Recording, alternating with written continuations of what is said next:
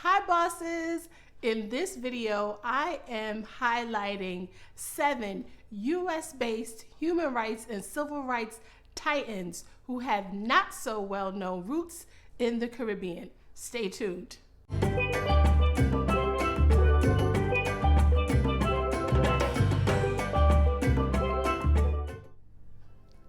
Hey bosses, it's Dr. B, your favorite business doctor.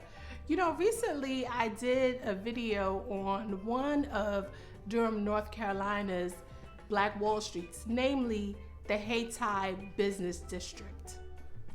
In telling Hayti's story and how it was one of the first truly self-sufficient Black communities, I also highlighted how the district was named after the Caribbean island of Haiti.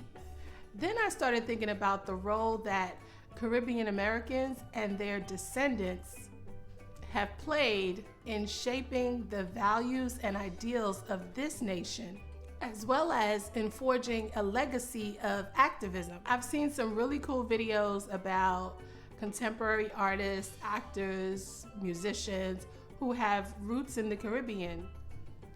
So I've decided to do somewhat of a follow-up, but with a twist. I am highlighting 7 well-known social activists who have had instrumental roles in the struggle for civil rights and human rights here in the US, but also have not so well-known roots in the Caribbean. Dr. W.E.B. Du Bois was an American sociologist, historian, Pan-Africanist, and civil rights activist. Dr. Du Bois had strong ancestral ties to the Caribbean. His father, Alfred Du Bois, was born in Haiti around 1833 and is known to have immigrated to the U.S. by 1860. Arturo Schomburg was a historian, writer, collector, and activist. Mr. Schomburg was born in Puerto Rico in 1874. He moved to the United States in 1891 before Puerto Rico became a U.S. territory or Commonwealth. He is known for his research and for raising awareness of the contributions that Afro-Latin Americans and African Americans have made to society. Mr. Schomburg collected literature, art, narratives of enslaved people, and other materials of African history, which were purchased to become the basis of the Schomburg Center for Research in Black Culture at the New York Public Library branch in Harlem, New York. Marcus Garvey was the founder of the Universal Negro Improvement Association and African Communities League, commonly known as the UNIA.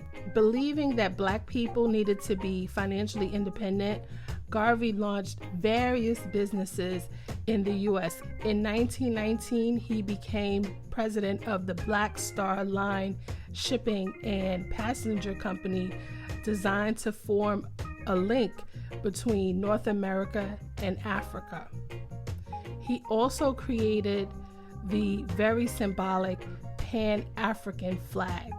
Mr. Garvey was born in Jamaica in 1887. Malcolm X was an American Muslim minister and human rights activist who was a prominent figure during the civil rights movement. He was also a vocal advocate for Black empowerment through business. While his mother, Louise Norton Langdon Little, hailed from the Spice Island. She was born in St. Andrew Parish, Grenada, in either 1894 or 1887. In 1917, she emigrated from Grenada to Montreal, where her uncle introduced her to Garveyism. Mrs. Langdon Little moved to the U.S. in 1920 and gave birth to Malcolm Little, later known as Malcolm X, in 1925. Kwame Toure, aka Stokely Carmichael, was a prominent organizer of the civil rights movement in the United States and the global Pan-African movement. Mr. Toure was one of the original Student Nonviolent Coordinating Committee, or SNCC, Freedom Riders of 1961. He was a key leader in the development of the Black Power movement. Well, did you know that he was born in Trinidad and Tobago, and he grew up in the United States from the age of 11? Shirley Chisholm, Ms. Unbought and Unbossed herself, was an American politician who in 1968 became the first Black woman to be elected to the U.S. Congress. In 1972, she became the first woman to run for the Democratic Party's presidential nomination. Well, her father was a factory worker who came from Guyana, and her mother was a seamstress from Barbados. And last but not least is Dr. Carlos Russell, an ambassador, historian, literary artist, professor emeritus via the City University of New York. He was the founder of Black Solidarity Day. Black Solidarity Day is an annual opportunity for African diasporic people to exercise a 24-hour moratorium from shopping or participating in other commercial activity. Well, Dr. Russell was born in the Republic of Panama. While Panama is not located in the Caribbean, Dr. Russell, like many Afro-Panamanians, including yours truly, Dr. B, had roots in the Caribbean. Dr. Russell's grandparents, for example, were born in Jamaica and Barbados. But this is not an exhaustive list, so please feel free to comment on anyone that I may have forgotten. Any activist who is well known, who also has roots in the Caribbean.